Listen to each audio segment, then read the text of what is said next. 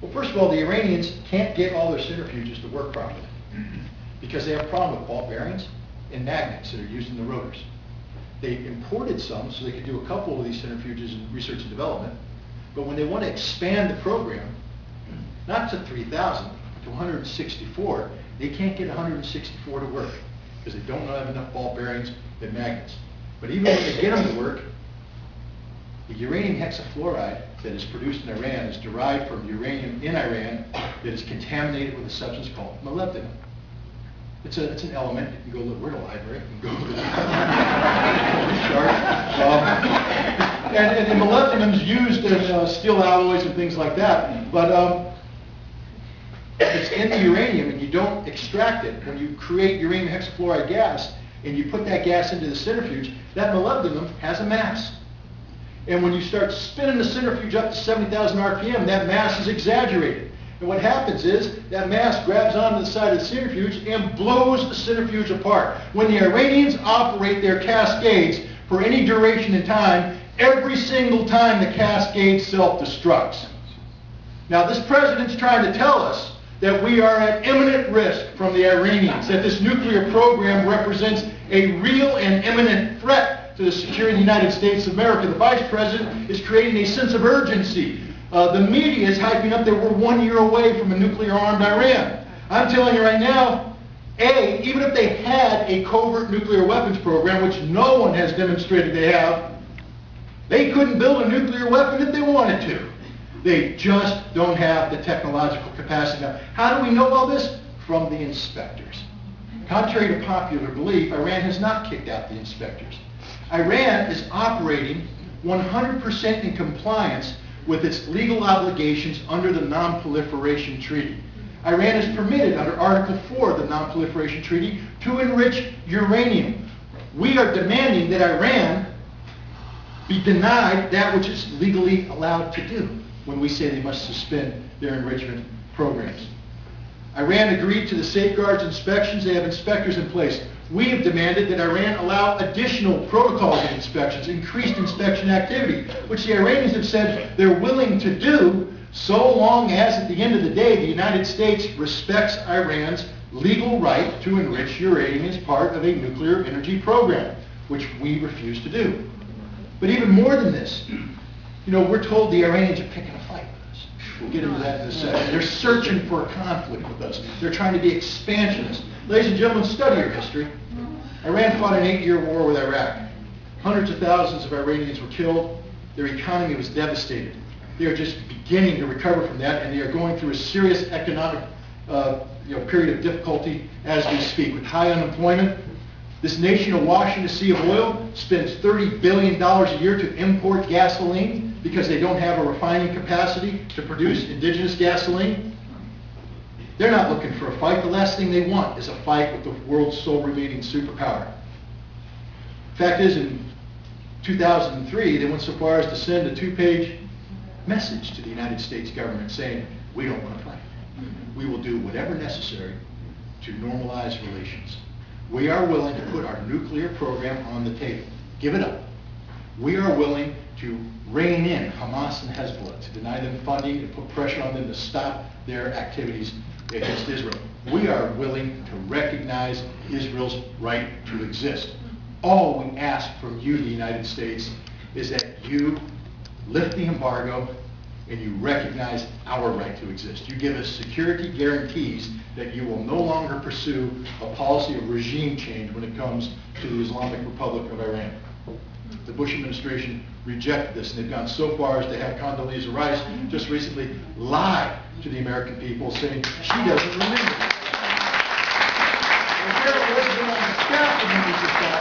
Everybody else in the White House remembers this document, but Condi Rice has a convenient lapse of memory.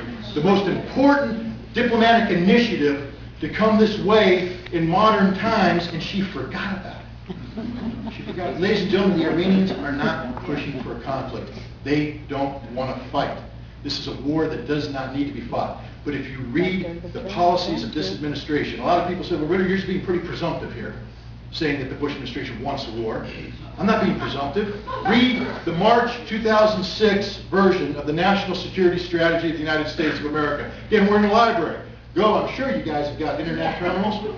It's not hard. This is not classified CIA information here. Go log in, type in National Security Strategy, March 2006. You'll get the document. Read for yourself what it says. It lists Iran no fewer than 16 times as representing the #1 threat in the world to the security of the United States of America. It says this threat comes in the form of two ways. One, a nuclear weapons program. I just told you there isn't one. The international community concurs that there is no evidence whatsoever to sustain the allegations that Iran is pursuing nuclear weapons. All they say is that because the United States has floated the possibility of it, the current inspection regime is incapable of giving 100% assurance that somewhere, somehow in Iran, there might be a nuclear weapons program.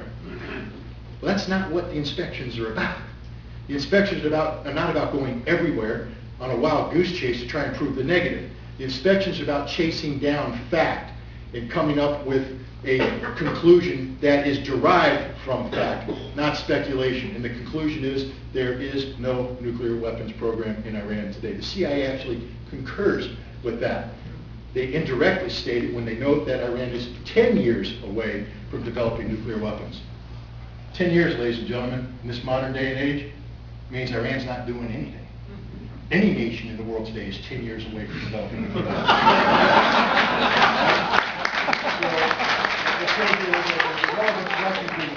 But the document also says, and this is where it gets scary, ladies and gentlemen, that even if Iran is not pursuing nuclear weapons, Iran represents a threat because it is the largest state sponsor of terror in the world today. Now that term, terror, is very important. A lot of people say, hey, the Democrats came in and got the Congress, whether that's good or bad in your opinion, so be it. You know, we all voted, and that's the will of the people. Democrats now have the Congress of the United States. And people are saying it was an anti-war vote to put them in, and that these newly empowered Democrats are going to do the right thing and not only get us out of Iraq, but prevent a war in Iran. Wrong answer. First of all, there's only one way to prevent a war in Iran. That's to pass a new Boland Amendment today that denies funding for any military activity, covert or overt.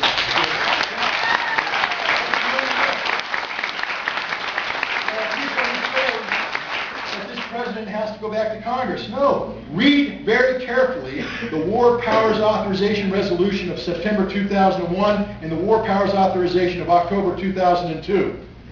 Read the fine print when it talks about terrorism, when it talks about nations, organizations, individuals who are giving harbor or support or otherwise condoning terrorism. They are now a free target. The President, in the National Security Strategy of the United States, has defined Iran as not just a state sponsor of terror, but the state sponsor of terror. Did you listen to his State of the Union address?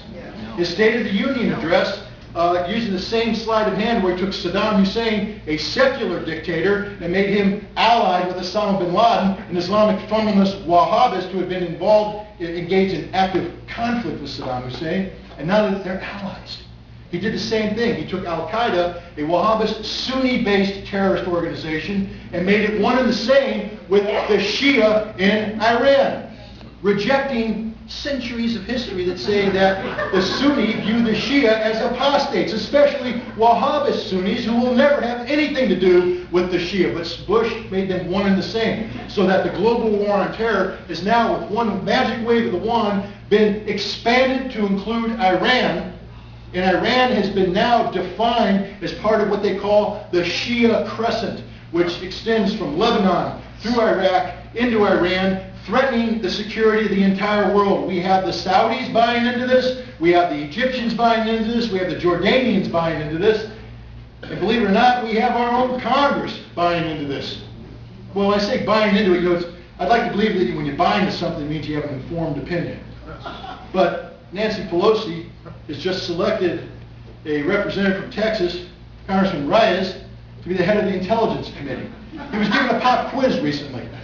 What's the difference between a Sunni and a Shia? He had no clue. Now, this is the man who's heading the Intelligence Committee. They said, well, Osama bin Laden and Al-Qaeda, are they Sunni or Shia? He said, oh, they're mainly Shia. No, they're exclusively Sunni. This is a problem, ladies and gentlemen, because we can laugh at Reyes, but the bottom line is if we each look in the mirror and reflect on our own personal level of comprehension, we all fail the pop quiz. There might be a handful of us that can pass it, but again, I'm a big believer in blaming the president when blame is due. I believe in holding Congress accountable for their abrogation of constitutional responsibility. I condemn the media for their irresponsible coverage. At the end of the day, the blame rests solely with we, the people of the United States of America.